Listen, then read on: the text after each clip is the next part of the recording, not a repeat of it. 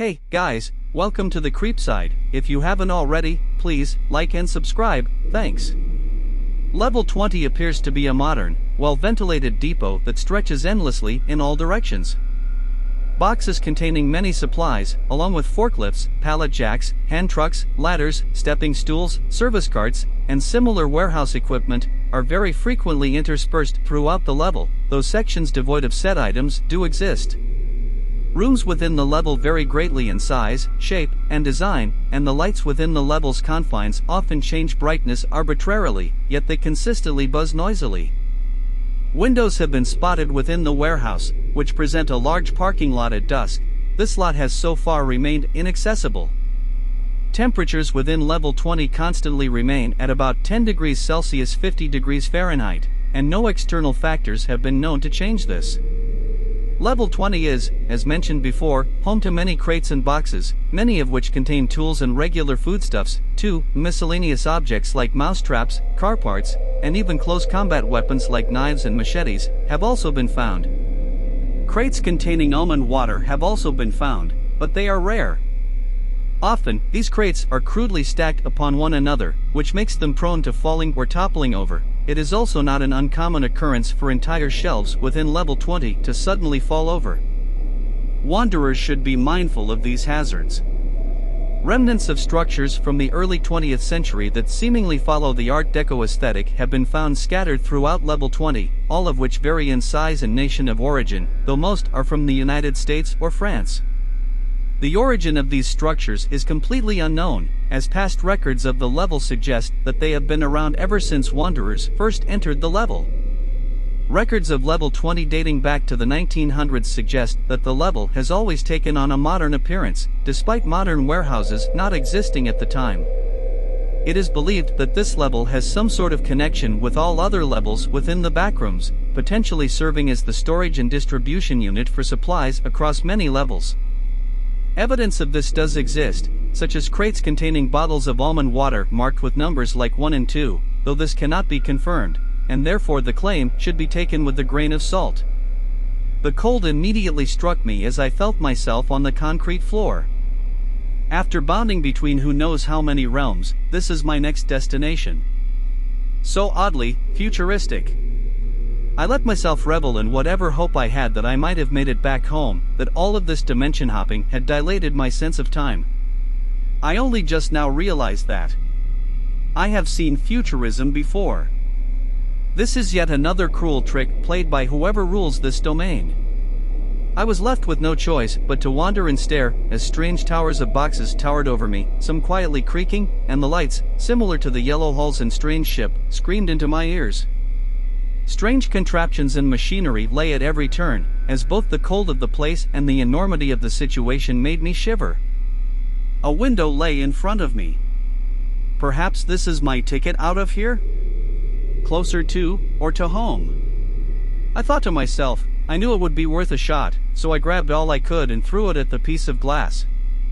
Alas, it all ricocheted and struck the ground. This is it. I broke. I'm not getting out of here, am I? It's been. I don't know how long, but it's been a long time. I've gotten rather used to this place, even if I am trapped here forever.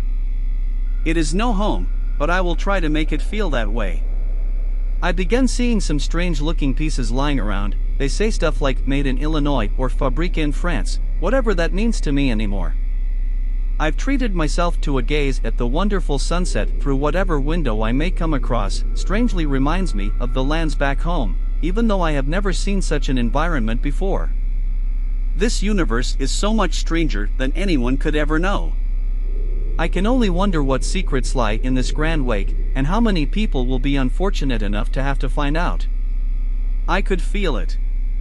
I could feel an exit nearby. I was reluctant to leave. This place has grown on me too much.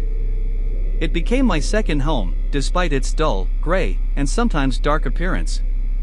The thrills of danger were all there. It felt like Earth. I liked that. I didn't want to lose that. And yet, I yearned for my true home, and I knew I would never get there without moving. I packed up my things and started walking.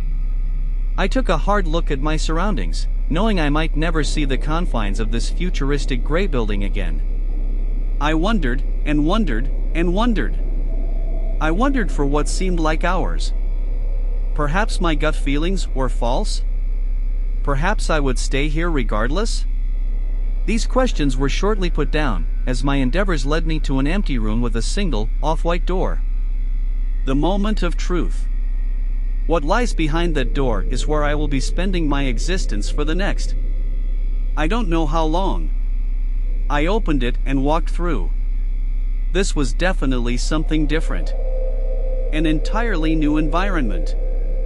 Knowing I had nothing to do but move forward, I waved my last goodbyes to this area, and adventured on into the next.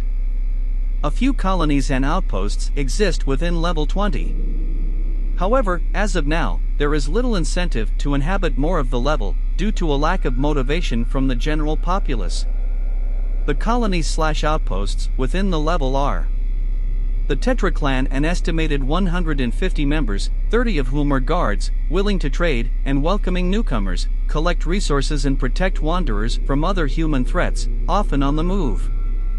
The Amun 20, an outpost of about 50 members, willing to trade, but not very welcoming of others, gather almond water from crates within level 20 and trade it off.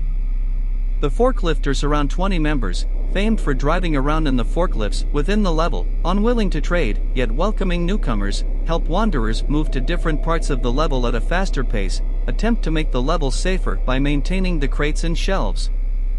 Entrances walking along level 19's hallway without encountering any entities until reaching the end will bring one here. Surviving the entity's attack in level 19 has a chance to send a wanderer here. Entering a door labeled 20 in level 21 will lead one here. Entering a door labeled as supply room in level 17 will transition one to level 20. Going through a door in area 2 of level 20.1 marked with a crude drawing of a box will bring one here.